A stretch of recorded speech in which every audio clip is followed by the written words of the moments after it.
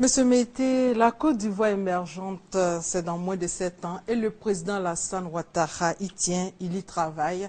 Mais quel est le lien entre la transformation et l'émergence? L'émergence, 2020 c'est dans 7 ans, là je suis d'accord. Dans moins de 7 ans. L'émergence, c'est pas forcément dans 7 ans. On y est déjà l'émergence, c'est un processus qui a commencé. Le président l'a dit, la Côte d'Ivoire est au travail. C'est un travail qui sera évalué en 2020 et on atteindra un certain nombre d'indicateurs qui nous permettront de dire qu'on est émergent ou pas. Sinon, on y est déjà, l'émergence. Alors, la transformation et l'émergence, quel lien? Vous voyez, pour nous, la notion d'émergence ne doit pas avoir une définition figée. C'est un concept qui doit avoir des définitions sectorielles. Chez nous, la transformation, c'est l'émergence. C'est parce qu'on a un taux trop bas de transformation de nos matières premières que nous estimons au ministère de l'Industrie qu'on n'est pas un pays émergent. Dans d'autres secteurs d'activité, vous aurez d'autres indicateurs. Mais chacun devra définir l'émergence autour d'un certain nombre d'indicateurs qu'il va se définir lui-même. Les sportifs diront par exemple que l'émergence en 2020, ce sera beaucoup de stades un peu partout en Côte d'Ivoire. Ils vous diront peut-être qu'il faut une meilleure condition des athlètes et tout ça. Mais à l'industrie, c'est quand on aura atteint au moins 50-60% des niveaux de transformation de nos matières premières qu'on dira que le pays est émergent. Notre invité du dimanche dernier disait que l'émergence, c'est dire de façon... qu'on est... Plus ivoirien qu'on a percé. Voilà, qu'on a percé. Et comment la transformation aidera-t-elle la Côte d'Ivoire à aller à l'émergence? Énormément. Alors, la transformation, vous voyez, nos matières premières, je vais les structurer autour de deux groupes. Il y a les matières premières vivrières, qui sont essentiellement destinées à la consommation locale. Le gros problème qu'on a, surtout les fruits, le gros problème qu'on a, c'est leur disponibilité, par exemple, sur toute l'année. Je prends le cas de la mangue. Il y a certains fruits saisonniers. Alors, il y a une période de mangue en Côte d'Ivoire. À cette période-là, on en a presque marre. Il y en a partout. C'est l'abondance. Il y a un autre moment qui arrive, alors que la mangue, ça se mange à tout moment, où c'est la disette. On n'en a plus du tout. Mais au moment de l'abondance, il y a des choses qu'on jette. Au moment de la disette, on n'en trouve pas. Qu'est-ce qu'il faut faire? Il faut conserver. Pour rendre le fruit disponible sur toute l'année. Et conserver au moyen des process de transformation. Il faut transformer la mangue pour obtenir des choses qui sont à même d'être conservées sur toute l'année. Vous voyez déjà un acquis de la transformation. Prenons le cas de nos matières premières exportées. Le cacao, le café, l'anacarde, mais c'est ajouter de la valeur au risque de me répéter. Si vous transformez la noix de cajou et que, ne serait-ce qu'au premier niveau de décortiquage, vous vendez plus. Donc c'est accroître les ressources des producteurs. C'est élever le niveau de rentabilité de ces cultures-là pour la Côte d'Ivoire. Donc je veux dire, la transformation, c'est une démarche qui est hautement positive, hautement importante pour l'économie de la Côte d'Ivoire et de tous les pays. La vision du CDT sur le processus d'émergence de la Côte d'Ivoire, quelle est votre vision? Notre vision, c'est l'accompagnement autour d'un triptyque. Production, transformation, création d'emplois. Pour transformer, il faut produire.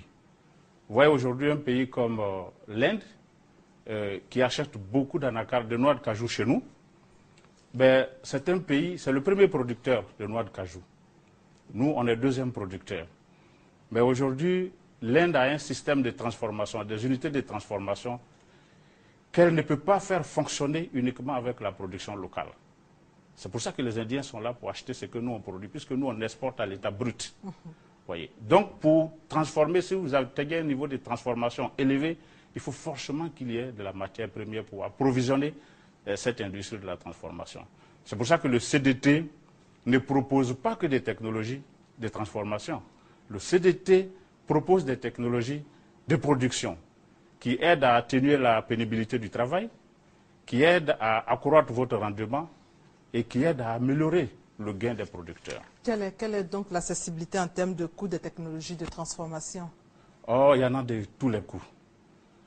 Le credo du CDT, c'est le développement est une affaire de petites choses.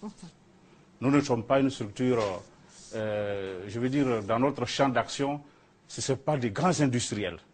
Je l'ai dit, je le répète, nous sommes une structure d'État Et notre vocation, c'est d'encadrer les petits porteurs de projets.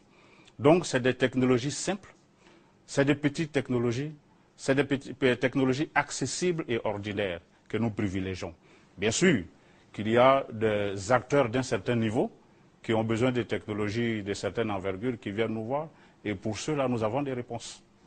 Et pour la vulgarisation des technologies agro-industrielles, comment le CDT procède pour couvrir tout le territoire ivoirien?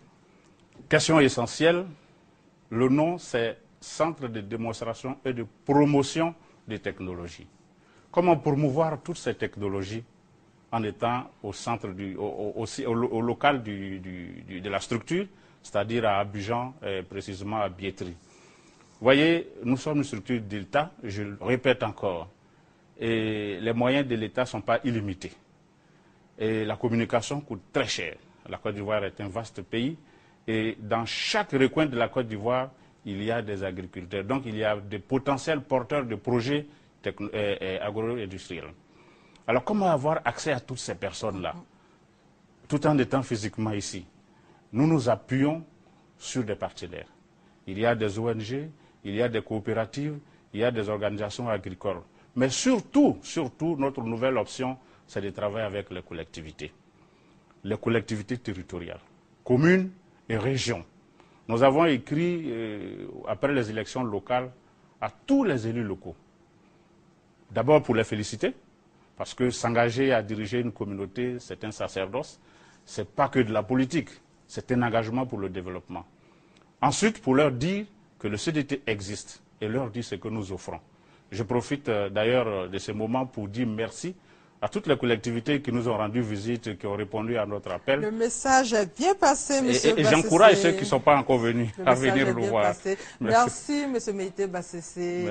Merci. Merci une fois encore. Vous êtes le directeur du Centre de démonstration et de promotion des technologies et avec vous, nous avons parlé de la transformation des produits agricoles. Quel enjeu pour l'émergence de la Côte d'Ivoire. Et c'est la fin de cette édition. Merci.